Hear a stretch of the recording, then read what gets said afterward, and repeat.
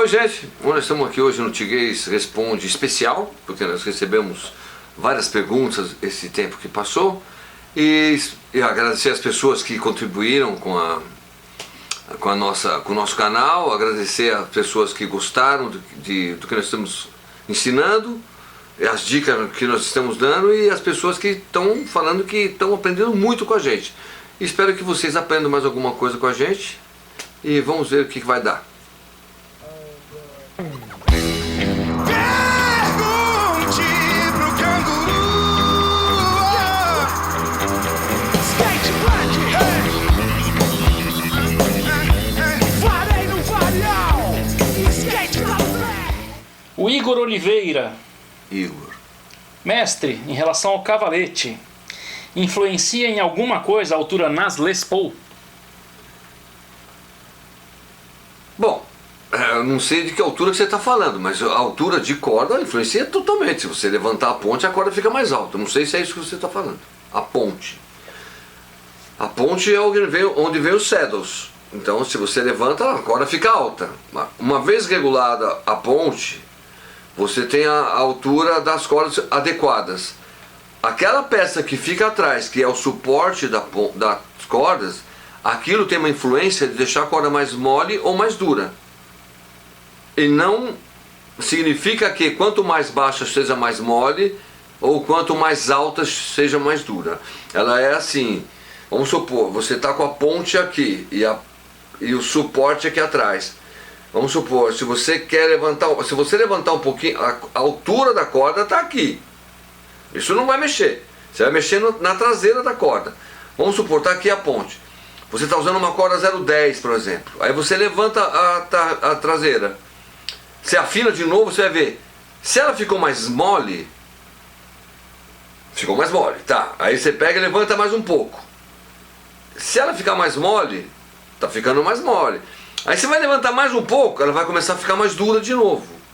E vai ficando mais dura. E vai ficando mais dura. E vai chegar uma hora que ela vai ficar mole de novo. Então, não é quanto mais baixo que ela vai ficar mais mole. E nem quanto mais alta ela vai ficar mais dura. Então, aqui ela está mole. Você vai levantando, vai ficando mole, mole, dura, dura, mole, mole, dura, dura, mole. Ela vai mudando de acordo com o ângulo dela. Isso depende do ângulo do braço também. Por isso que existe esse ajuste traseiro. Pouca gente sabe desse... Eu estou falando isso, meu... Eu vou falar pouca gente para não falar quase ninguém sabe que aquilo serve para isso, tá? Aquilo é para deixar a corda mais mole. Falei e agora dancei, porque todo mundo vai ter as cordas Gibson do jeito que ele quiser. Mas tudo bem, todo mundo tem que aprender, eu tenho bastante cliente, eu não preciso. Então entendeu, né? Para baixo tá aqui, vai ficando mole, mole, duro, duro, mole, mole, duro, duro. Não é quanto mais baixo e nem quanto mais alto é mole ou duro. Existe uma posição. O Zakk Wylde, por exemplo, ele usa umas cordas bem graves, bem grossas. E se vocês perceberem, a ponte dele é rebaixada, mas a corda vem por cima para ela ficar quase reta na ponte. Porque se ele levantasse a traseira dela todinha, podia até ser que soltasse ela da rosca que estivesse embaixo. Então ele põe a corda numa posição média, entra a corda por trás, vem por cima e passa por cima da ponte e fica suave em cima, que dá a tensão mais pesada para ela. Porque senão ela fica muito pesada. Mas não que fica mais pesada, no caso dele é para ficar mais mole, porque a corda que ele usa é 65, sei lá, uma corda super pesada. Então ele faz isso para ela ficar macia, mais tensa. É uma coisa meio difícil de explicar, só quem mexe com isso vai saber. Como ninguém mexe com isso, porque pouca gente sabe disso, como eu mexo muito, eu sinto quem que tá. Ela tá lá, não tá afinando. Você fala, pô, não tá afinando. Aí você levanta um pouquinho, as notas começam a afinar, você sente que a guitarra ficou mais dura, mas não ficou mais dura, ficou mais precisa. Você dá os bends, ela tá macia, mas ela tá mais dura, as notas ficam mais duras. E só quem mexe com isso vai saber. E você mexendo na sua Les Paul, você vai conseguir sentir essa diferença. Além de aquela coisa que eu sempre falei do captador. O captador tem uma posição. Se você pega o seu captador de agudo, por exemplo, ou da Gibson, por exemplo, ele tem aquele risquinho do parafuso. Evitar deixar eles todos retos. Geralmente a Gibson vem todos retinhos. Procura tirar eles da posição reta. O Mi está aqui, você põe aqui. O Lá está aqui, você põe para cá. Deixa eles todos um contrário do outro. no captador de agudo e no captador de grave. Você vai ver que a sua guitarra vai virar outro som. Isso é uma coisa que eu aprendi com um americano em 92. Putz, foi um cara que veio dos Estados Unidos e falou, não, quando você faz isso aí muda o som. Eu falei, vou dar nada. Eu peguei e fiz, falei, nossa, o som fica todo definido. Você põe uns acordes dissonantes, as cordas aparecem todas e não fica embolado o som. É uma coisa muito louca. Isso é uma próxima dica, a gente pode falar sobre essas posições de ímãs. Mais alguma, Pé? Tem uma que você vai pedir o Você e-mail. foi rápido, hein? O Ney Oliveira. Show! Poderia falar mais sobre as combinações de madeiras para contrabaixo e timbres de cada tipo de madeira? Não. Eu não falaria sobre madeira, nunca, na minha vida. Porque eu sou meio polêmico com madeira. Eu acho que isso aí é uma coisa meio... Madeira é uma coisa meio psicológica, vamos dizer assim. Eu só vou falar uma coisa, eu não quero entrar em polêmicas, porque eu sei que tudo que eu falei a minha vida inteira, se eu falar isso hoje vai dar polêmica, mas eu vou só falar uma coisa. Uma pessoa acha que, quando ele tem uma escala branca, a guitarra tem mais agudo. E quando ele tem uma escala preta, tem mais grave. Ou vice-versa, porque tem uns que acham que a escala clara é mais dura, mais grossa. Entende? Então quer dizer, já começa por aí. Os que têm escala clara, não, minha guitarra tem um som grave. Aí os caras têm uma escala clara, não, minha guitarra tem um som muito agudo, aquela que é escala madeira preta, que é mais... Então, eu já eu trabalho com isso há uns 45 anos, eu conheço todas as pessoas que gostam da escala clara porque tem grave, e os que gostam da escala clara porque tem agudo. E os que gostam da escala escura que tem grave, e que gostam da escala escura que tem agudo. Ou seja, esquece, não existe timbre em madeira em guitarra elétrica. Não existe. O que dá som na guitarra é posição do captador e formato do corpo e palheta, a cabeça do instrumento. A única coisa que vai mudar alguma coisa no instrumento. Agora, madeira não muda nada. Pode falar, não, mas eu tinha uma. Tinha, traga que você tinha, que tinha um som tal, que eu vou deixá-la com um som outro. Não sei do que a gente está falando, mas quem está falando de uma guitarra que tinha um som, porque era não sei o que, traga ela para mim que eu vou deixá-la com um som de nada. Porque é só você regular.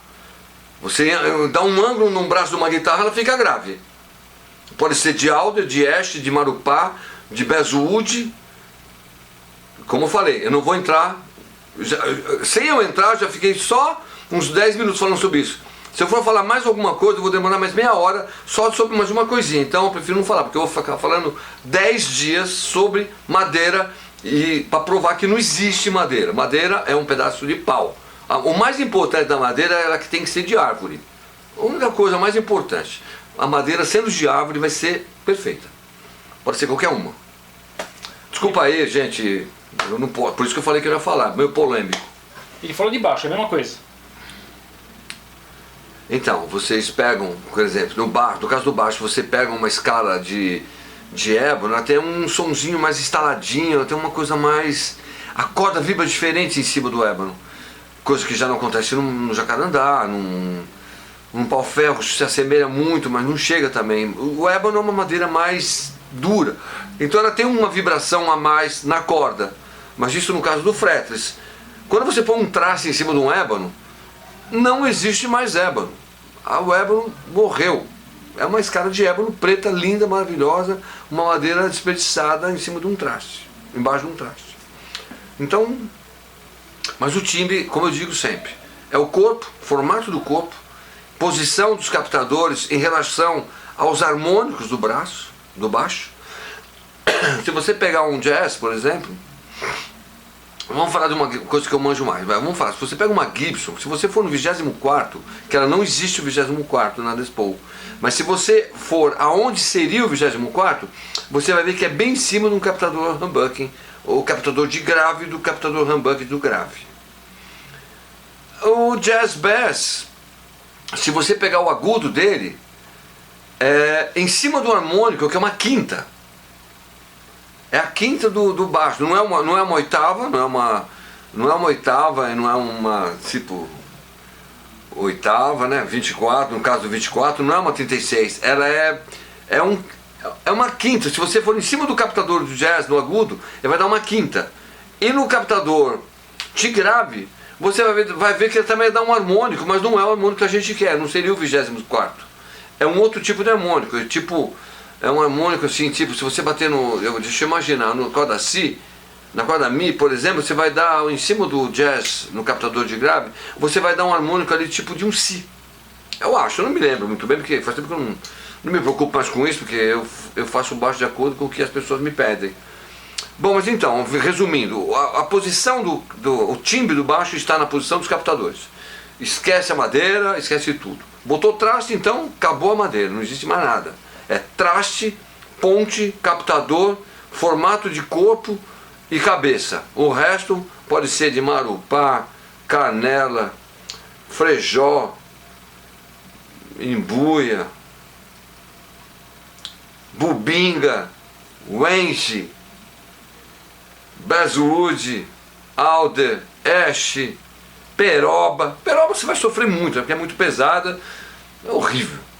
Eu fiz uma guitarra, uma pessoa sempre pediu que ele queria uma guitarra bem pesada para tirar um som grave no modelo Ibanez. E eu acho que foi uma das piores tentativas que a gente fez de tentar tirar um som de guitarra. A guitarra ficou com um som de nada, porque a madeira muito pesada não tem som de nada. Não é porque a Les Paul é pesada que tem som bom, entenderam?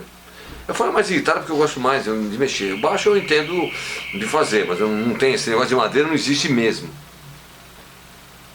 Então, gente, vamos esquecer as madeiras e tocar mais baixo, estudar mais e fazer o baixo soar de acordo com os seus dedos. Esquece a madeira. Madeira não tem som no baixo elétrico e na guitarra elétrica.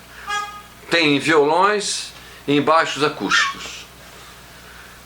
Espero que não tenham causado mais alguma polêmica e espero que vocês tenham entendido. Mafagafos. Olá, queria tirar uma dúvida que acabou de acontecer comigo. Como os luthiers sabem a posição correta dos captadores? Que no caso dele parece que ele mandou os captadores misturados ali. E aí como é que ele quer entender como é que o luthier sabe a posição correta de cada captador? Bom, se você está falando do caso da Fender, vem 3 captadores e os 3 captadores funcionam da seguinte forma. O captador de agudo é o mais... Você vai ter que ter pelo menos... Ou vai vir umas letras, vamos supor, vai vir F, M e R, que é front, que é o grave, M que é médio e R que é rear. Então, rear, medium, front. Esse é um tipo de letras. E vai ter também, pode ser que venha B e N, bridge e neck, e M, middle.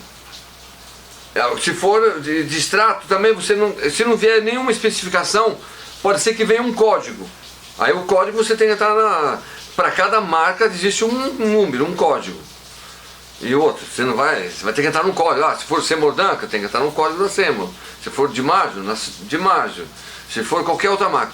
Eu gosto assim, se você tem os 3 captadores e não sabe quais são as posições, você tem que ter um multímetro e você vai botar na escala de ohms e medir os captadores. Então é assim, o mais forte é o de agudo.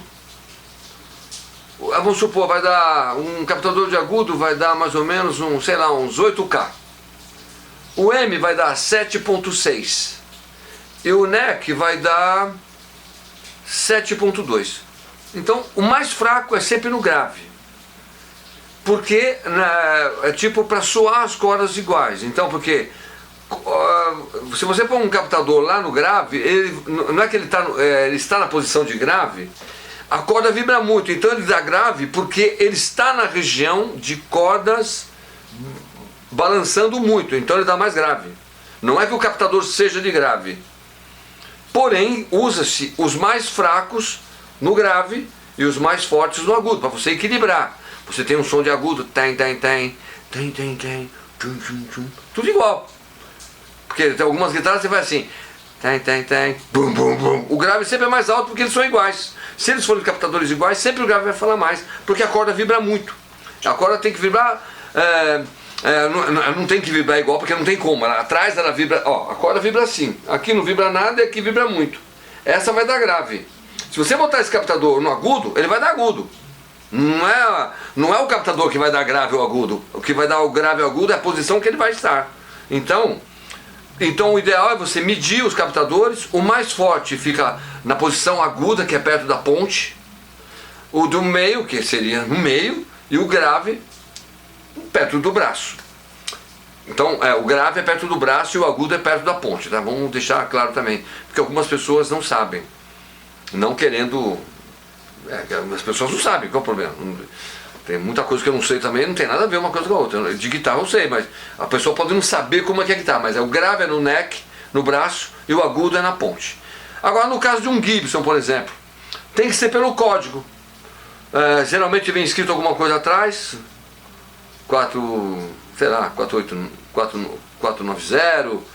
48, sei lá, essas coisas todas que vem. Mas o ideal é medir. Os mais fortes estão sempre no agudo e os mais fracos no grave, porque é para equilibrar o som. E no caso do MG, por exemplo, já não tenho o que falar, não vou falar nada. Não quero causar polêmicas também. Mas tudo bem, gente, espero que vocês tenham entendido. Você principalmente, né? Não sei se te ajudou em alguma coisa, mas tenta fazer isso. E qualquer coisa você manda pra gente a pergunta direitinho com os captadores que você tem na mão, com os códigos, alguma coisa, eu pesquiso pra você. Porque eu não sei também. Se você mandar um número de um captador, eu não vou saber nada sobre ele, nada. Eu não sei código de nenhum captador. Eu mexo o captador e ponho onde ele é. E vejo o ímã. O ímã também tem que uma coisa muito... Um ímã tem que ser reverso do outro. É uma coisa meio complicada. É que eu não faço questão de saber código, letra, número. Eu meço e ponho na posição dele. Eu faço a guitarra funcionar de acordo com o que eu tenho na mão. Entende? Não sei código, essas coisas, não sei nada. Quem sabe é meu filho, que fica o tempo todo estudando. Perdendo tempo estudando. Eu não fico estudando. Eu só quero saber de fazer e trabalhar e resolver o problema. Valeu, gente. Vamos até a próxima. Tem mais uma pergunta aí. Tem um monte. Tem um monte, então vamos tentar responder mais umas 8. Trêmulo da Fender. Trêmulo da Fender. Ricardo Camargo de Oliveira. Ricardo Camargo. Eu gostaria de dicas sobre ponte trêmulo vintage, tipo a da Fender Strato mexicana que eu tenho. Como regular e utilizar da melhor forma possível. Traz aqui. Olha, isso... Eu acho assim, eu vou falar como tem que ser, mas eu vou te falar. Você vai ter que trazer para mim, eu vou fazer e eu vou te ensinar a usar. Não adianta eu te ensinar como você vai fazer, porque é claro que você vendo eu fazer, você vai aprender. Mas eu vou te falar como você tem que fazer. Bom, primeiro, a Fender é uma guitarra que... vamos supor, a Fender não é uma guitarra que... vamos supor, como é que eu poderia explicar? Você está falando de vintage. No caso, vamos falar de Fender, que é mais evidente. Então, é assim, tipo, você tem uma Fender que tem uma ponte vintage, você vai ter uma série de problemas com ela. Primeiro vai ser a bolinha que vai entrar por trás da alavanca, na base. Assim que ela sair do buraco da bolinha, a bolinha está lá embaixo, já tem um ponto para desafinar. Ela vai sair assim no final da alavanca e vai encostar no saddle. Então tem 1, quando ela sai da ponte 2, quando ela encosta no saddle 3 pontos para dar problema, para darem problema ou dar problema, sei lá. Aí vai lá pro capo. No nut vai ter 1 ponto no nut, 1 ponto na gaivotinha e mais 1 ponto na tarraxa. Então são 1, 2, 3, 4, 5, 6 pontos para desafinarem. E o principal de todos, o dedo, que é fatal, o dedo. É o principal problema da afinação das Fenders e de qualquer guitarra. Se você apertar muito, ela afina, se você apertar pouco, ela não afina, e vice-versa. Quando você vai regular uma Fender, é o seguinte: muita gente gosta de deixar a Fender toda apertada a mola para ficar bem encostada na madeira. Aí você usa ela um pouquinho, tá? Ela volta para a posição, a corda Sol e a Mi vai voltar alta. Pode ver, não conheço sua guitarra, eu estou parecendo, como é que chama aquele cara lá, aquele mágico? Não, o David Blaine. Dá uma alavancada na sua Fender. Ah, você viu? Desafinou a Sol e a Mi. Isso não é magia, é óbvio. É uma coisa óbvia. A Mi e a Sol vão ficar altas. O que você vai fazer? Existem várias formas de você fazer com que ela volte a afinar sem você mexer na alavanca e sem mexer na tarraxa. Uma delas é, ou você deu uma alavancada, está afinadinha. Quando você volta a alavanca, ou você com esses dois dedos, muita técnica. Quem toca com Fender, meu amigo, tem que ter técnica. Você não vai ver nenhum cara que toca mal tocando com Fender. Nunca. O cara que toca com Fender, toca bem. Porque qualquer pessoa que não toca bem, tocar na Fender, não vai sair nada, não vai conseguir tocar. Aí ele, com os dois dedinhos, ele pega e afunda a corda Mi e a Sol. Isso é uma técnica que eu tinha quando eu era guitarrista, que eu tocava. Ou você faz tum e já volta tocando, tum e volta. Ou quando você dá a alavancada e você já sabe que a corda Sol e a Mi está desafinada, você faz uma frase meio assim. Quando você fizer qualquer frase dando uns bends da corda Sol e passando pelo Mi, fazendo tom, pá, você volta a guitarra afinada. Mas isso tem que ser pessoalmente, que eu vou provar para você que é assim. Não com a minha técnica que eu tinha de 30 anos atrás, que eu era guitarrista de verdade. Hoje eu sou um tocador malemar de baixo e de violão, mas quando eu estudava muito eu sabia toda a técnica. E a Fender tem que ter técnica para tocar com ela, técnica de não parecer que ela é barulhenta. O que ele faz? Ele está tocando aqui, ele pega no potenciômetro na Fender, ele fecha, ele para, faz tchau pra galera, tá, não tem barulho, mas porque ele já fechou o potenciômetro. Quando ele vai voltar a tocar, com a mão ele já passa no botão, abre e já começa a tocar. Então são técnicas para Fender. Então o que eu costumo dizer sempre, a Fender, quem faz a Fender são os guitarristas. Não é a guitarra que faz o guitarrista. Não é uma Ibanez, uma PRS, uma Gibson. Porque um cara que toca com uma Gibson sempre vai sair bom som. É perfeito. Ah, Gibson, qualquer um que tocar nas Gibson vão se dar bem. Qualquer um que tocar numa Ibanez bem reguladinha vai se dar bem, porque ela não desafina, não dá problema, de acordo com os timbres de cada pessoa. Mas a Fender não. A Fender, se você não dormir com ela, você nunca vai saber como se portar com ela. Porque ela tem um jeito, cada Fender tem um jeito, ela tem um estilo de ser. Então você tem que dominar a Fender. No caso da sua mexicana, você vai ter que ficar com ela muito tempo, descobrir, tirar alguns parafusos da ponte. Experimenta tirar os 4 do meio e deixar só os 2 da ponta. E deixar ele, quando você abaixar a alavanca no máximo, procura, levanta o parafuso e vai apertando até você chegar a hora que você vê que você vai começar a apertar a alavanca. Não adianta você deixar ele todo apertado, porque não vai funcionar a alavanca. Então, põe a alavanca no mínimo e solta os parafusos, os 6 parafusos que seguram a ponte, e a alavanca todinha para baixo. Aí começa a apertar. Quando você vê que está começando a querer levantar a ponte, você volta e para. Faz isso em todos os parafusos, que ela vai ficar na posição certa de quanto máximo para frente ela vai. E o ideal para funcionar a Fender é você deixar ela meio que levantadinha a traseira dela. Para não falar bundinha. Não pode falar. Não pode falar bundinha, pode? Pode. Então a bundinha da alavanca. Se você deixar a bundinha levantadinha um pouquinho, você pega e deixa uma casquinha levantada. Solta as molas, deixa na posição afinada e deixa ela uma levantadinha de nada. Aí você vai ver que quando você tocar, além de você ficar com uma precisão na alavancada, que você vai fazer, você fica para cima e para baixo, você tem a nota aguda, a nota grave, você vai fazer com que ela afine. Porque muitas vezes você tendo a alavanca só para baixo, você vai, ela desafina, ela fica para baixo, fica horrível. A nota não fica afinada, porque você não tem a ponte para cima, então você vai, então ela acaba ficando para baixo. Quando você tem ela meio flutuante, tipo a lá Jeff Beck, tipo Malmsteen, Rich Blackmore, você deixa ela flutuante, você tem um pouquinho para trás, então você vai você consegue ir para trás, para frente, e você consegue ter uma afinação melhor, um chorus fica mais bonito com a alavancada quando você vai para frente, para trás e para frente. Quando você vai só para frente, fica desafinado, e não adianta quem falar que não fica, porque fica. E geralmente quem usa tudo para frente, não vou falar quem é, porque eu não quero criar polêmicas com os bluesmen. Quer dizer, eu falei que não ia falar, mas já falei. Mas é um outro tipo de alavancada, é um outro tipo de sentimento.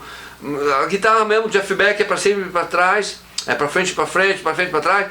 Então, valeria a pena você experimentar isso. Levantar ela, soltar um pouco a mola, afinar, deixar ela um pouquinho levantadinha a bundinha. Aí você vê que ela vai um pouquinho para trás. E se você fizer, quando você bater nela, se ela fizer essa guitarra é perfeita, não vai nem desafinar. Quando você der alavancada para trás, para frente, não vai desafinar, porque ela está precisa. E isso que eu estou te falando, isso você vai tentar fazer. Se você não conseguir, seria bom se você viesse aqui, além de eu fazer ela funcionar para você, tirando alguns parafusos, e experimenta tirar os 4 do meio, deixa só as 2 da ponta, que você vai ver que vai ficar bem melhor. Mas com aquele jeito que eu falei, deixando o parafuso no máximo de altura que permite a alavanca alavancar. Não sei se deu para entender. É que para mim as coisas são tão meio óbvias que às vezes eu falo assim, parece que é uma coisa, mas para mim é muito óbvio. Então seria legal se eu te mostrasse pessoalmente. Se você puder um dia aparecer aqui, eu te ensinaria com o maior prazer pessoalmente. Tem mais alguma pergunta? Opa! Vamos agora. Casquinha não pode falar. Hã? Bundinha pode, casquinha não pode falar. Por que casquinha? Pergunta do AF Ponzoni. Mestre, onde eu acho o vídeo teu ensinando como colocar corretamente as cordas na Strato com tarraxas vintage? Tu tem um canal só teu, quero dizer, só com tuas dicas e etc? Abraços fraternais. Lembrando que ele está no Dicas do Tiguei, certo? Bom, o nosso canal é esse aqui mesmo. Você tem que entrar no pé. Não, em mim não. Não, ninguém vai entrar no pé, não. O pé é só meu. É mentira, ele é de todo mundo. Então, mas o canal que eu tenho é esse aí, que o pé que está fazendo comigo essas coisas, né? Me ajudando aí nas distribuições desses vídeos. Mas a gente faz por prazer de querer satisfazer as pessoas, não tem nada de... A gente não visa lucro nenhum, principalmente porque a gente não faz propaganda de nada aqui. Não faz propaganda da Audite, nem do Óleo Singer, nunca. Muito menos do Sanzamp, que nem existe mais esse Zamp aqui. Mas então, bom, chega de brincadeira. A gente não é patrocinado por ninguém não, a gente faz porque a gente gosta mesmo. Bom, como colocar a tarraxa, as cordas numa tarraxa vintage? Olha, presta atenção, se a sua for esse tipo, talvez seja isso que você esteja falando. Bom, aqui no caso eu estou com um nut aqui do Jeff Beck, numa Eric Clapton, tá? É uma adaptação que eu fiz porque eu juntei uma coisa com a outra para dar certo aqui o negócio que eu precisava. Ó, uma corda usada aqui é meio difícil entrar nesse buraco aqui, é bem difícil, aliás, quase que impossível. Porque ela tem um buraquinho bem estreito e ela tem que entrar aqui e ela já entra abaixada ali no fundo, ó, tá vendo? Ela tem que entrar até o fundo, isso aqui não vai entrar. Bom, mas tudo bem, faz de conta que ela entrou. Aí o que vai acontecer? No caso dessa ponte, desse tipo de tarraxa, você faz assim. Você põe a corda, estica a corda, volta um traste, tá vendo? Põe aqui, ó. Aí você volta aqui, ó, um traste. Ó, você vai ver que vai dar certinho o tamanho da corda ali. É que eu não quero soltar na minha mão. Mas você volta um traste aqui, ó. Põe no capo, encosta o dedo e volta até o traste. E você corta ela. Aí você corta. Cortou. É um traste para frente. Aí você faz assim, ó. Enfia ela até o fim. Vira ela aqui, ó. Ó. Virou ali, aí vira. Ó. Se você tiver um girador, tira isso aqui, ó, um virador de casa. Você faz assim, ó. Super rápido, ó. Ó. Acabou. Já está colocado. Esse é o jeito básico de colocar. Vou tirar, porque eu vou pôr de novo essa corda aqui. Mas aí você tira, então volta tudo. E Existe um nó, que é um nó que se faz quando a guitarra já está super bem reguladinha. Tipo, o cara quer comprar uma alavanca com uma ponte, com uma tarraxa com trava, mas não tem dinheiro. Então, ó, existe um nó, vamos supor que essa corda está nova. Você vai pôr ela aqui, vir para cá, fazer ela entrar para cá e voltar ela para cá. Ó, tá vendo? Esse nozinho que você dá aqui, ó, vou tentar de novo. Aqui é difícil, nessa aqui não tem bolinha. Ó, assim. Você põe, ó, tá esticada aqui, tá? Faz de conta que ela tá esticada ali. Então ela vem, ó, vem aqui. Vamos supor, ela tá esticada ali, tá? Aí você vem pra cá, passa a corda pra lá, ó, e faz esse nozinho aqui. Aí você aperta, ó. Quando você aperta aqui, ó, vamos supor que ela estivesse esticada ali, ó. Você vai fazendo assim, ó. Mas ela tá travada, ó. Sem você, tá vendo? Ela tá travada pelo próprio nozinho que você virou para trás. Entendeu? Aqui, ó. Então vamos voltar aqui. Olha só o que tem aqui, ó. É só isso aqui, ó, tá vendo? É só um nozinho. Geralmente se faz isso naquela tarraxa que tem um furinho, tá? Essa aí dá pra fazer nessa também, porque todo mundo faz. É um nó americano que eles fazem lá. Que é pouca volta para parecer que tá travada. Quando ela tem um furinho, você enfia aqui, ó. A mesma coisa que você enfia aqui no buraquinho, ó. Você enfia aí no buraquinho aqui, puxa ela pra cá, vem com ela pra cá, ao contrário, ó, a corda tá aqui. Você enfiou no buraquinho ali, vem pra cá, puxa a corda pra cá, ó, tá aqui, ela vai pra lá. Não sei se tá dando pra entender aqui, mas tá meio complicado porque eu não tô explicando a corda. Aí depois ela faz esse nozinho, ó, só de você começar a apertar, ó, esse nozinho que está atrás dela, ó, já vai travar a corda, ó. Travou, ó, já está travado. A corda não tem mais para onde ir, ó. Você pode fazer o que você quiser, não volta mais, ó. Agora ela soltou porque ela virou por trás. Mas, ó, tá vendo, ó? Não tem como sair mais, já está travada. É a mesma coisa que você usar uma tarraxa com trava. Então, esses são dois sistemas. E existe o tradicional, que é o cara enfia a corda inteira, ele põe aqui e vai enrolando a corda inteirinha, assim, ó, até ela ficar lá embaixo. Que eu digo pra você, nunca vai afinar a sua guitarra, nunca. Ela, se você ficar 2 semanas tocando com ela, ela nunca vai ficar afinada. Deixa eu botar minha guitarra pra cá, minha tarraxinha aqui, ó. Que aqui era difícil entrar nesse buraquinho, viu? Ela tem que estar retinha, não entra mais, não consegue mais. Quando eu botei ela estava novinha, agora não tá mais, não entra mais. Ó, entrou aqui, mas ela tem que passar ali embaixo, ó. Ela tem que passar embaixo de um outro roller que tem aqui. Isso é um roller nut do Jeff Beck, de uma determinada época. Tem um roller aqui e outro roller aqui. Então a corda, ela entra e já sai com a tensão aqui, ó. Não precisa usar a gaivotinha aqui, ó. Ó, ela sai amaciada, já sai, já não precisa botar aquela pecinha ali que serve para desafinar mais ainda.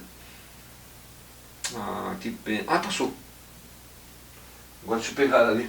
Só para botar essa última corda, porque não vou botar uma corda nova com as cordas velhas. Tinha um alicate aqui, aham, o biquinho.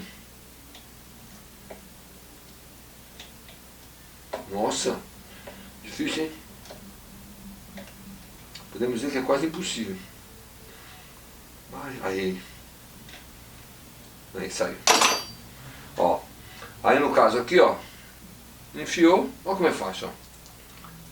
Não é assim não, tem que botar direitinho. Essa aqui já foi torcida, então é meio complicado mesmo. Ó, põe no máximo lá dentro, ó, pôs lá dentro. Dobra e vai virando. Aqui no caso não precisa passar na gaivota.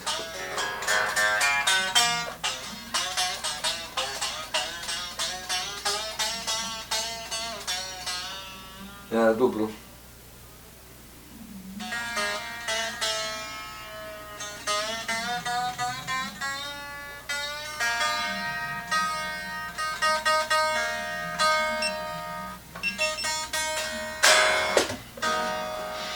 Pronto, gente, é uma dessas. Depois eu vou ensinar outros nós com outra técnica.